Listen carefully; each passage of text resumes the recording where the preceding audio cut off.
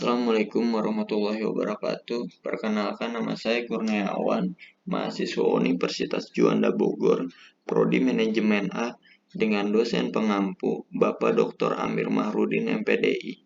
Di sini saya akan menjelaskan sedikit materi mengenai metode mensucikan.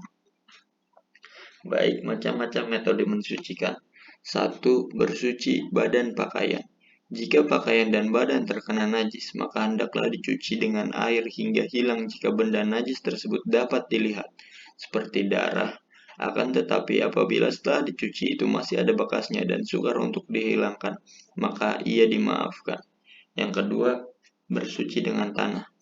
Najis merupakan jenis kotoran yang ada di sekitar kita. Najis menyebabkan seorang muslim terhalang untuk melaksanakan sholat sehingga harus dibersihkan. Dalam kajian fikih, najis dibedakan menjadi ringan atau mutawasito, sedang mukhaffafah dan berat atau mughallazoh. Cara membersihkannya pun berbeda-beda. Dari ketika najis itu, najis mughallazoh harus dibersihkan berkali-kali. Menurut kaidah fikih, benda terkena najis ini harus dicuci sebanyak 7 kali. Salah satunya menggunakan tanah. Yang ketiga, menyamak kulit binatang. Menyamak kulit bangkai adalah menghilangkan bekas-bekas daging dan darah yang masih menempel di kulit dengan menggunakan alat-alat tertentu. Sebab kalau tidak dihilangkan, darah dan daging tersebut akan membusuk. Adapun alat yang digunakan untuk menyamak adalah segala sesuatu yang sifatnya sepat, baik benda tersebut suci maupun najis. Contoh benda suci, menggunakan dedaunan yang sifatnya sepat, seperti daun jeruk, daun asem, dan lain-lain. Atau benda najis seperti kotoran burung dara misalnya. Keempat, ada buang hajat. Ada pada bahkan berhajat sebagai berikut. Pertama, tidak membawa apapun yang ada nama Allah, kecuali jika takut hilang. Hal ini dilakukan dalam rangka mengagungkan Allah Ta'ala. Yang kedua, membaca basmalah, istiazah ketika masuk, dan tidak berbicara ketika ada di dalam. Rasulullah Shallallahu Alaihi Wasallam mengajarkan doa ketika akan masuk WC. Allahumma inni a'udzubika minal khubusi wal khobais, yang artinya dengan menyebut nama Allah. Ya Allah, sesungguhnya aku berlindung kepadamu dari kejelekan setan laki-laki dan setan perempuan ketika tidak menghadap kiblat atau membelakanginya. Keempat, jika sedang berada di perjalanan, maka tidak boleh melakukannya di jalan atau di bawah teduhan.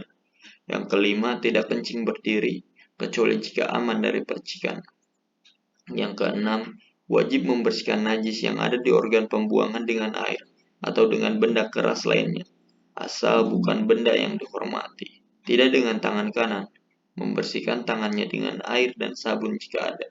Ketujuh, mendahulukan kaki kiri ketika masuk WC dengan membaca Allahumma inni a'udzubika minal khubusi wal khaba'its wa a'udzubika rabbi ayahdurun, dan keluar dengan kaki kanan. Kemudian ada sunnah-sunnah bersuci fitrah.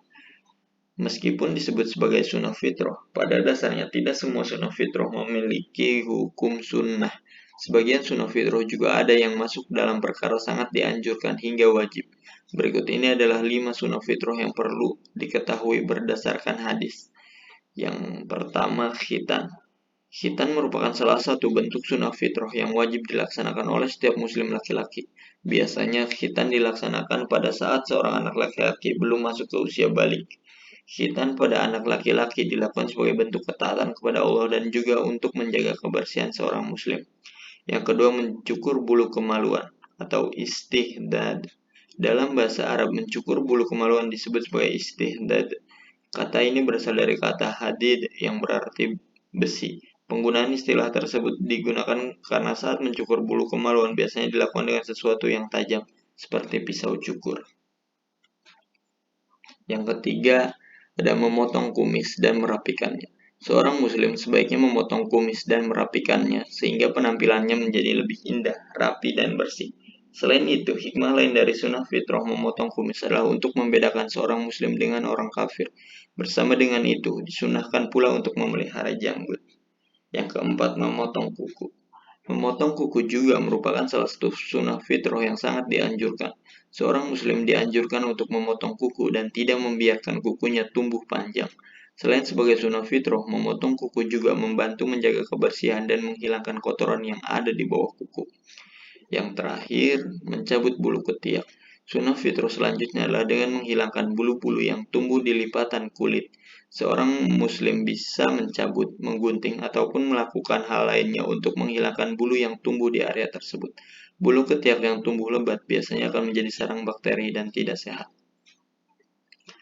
Baik, cukup sekian dari saya. Kurang lebihnya mohon maaf. Wassalamualaikum warahmatullahi wabarakatuh.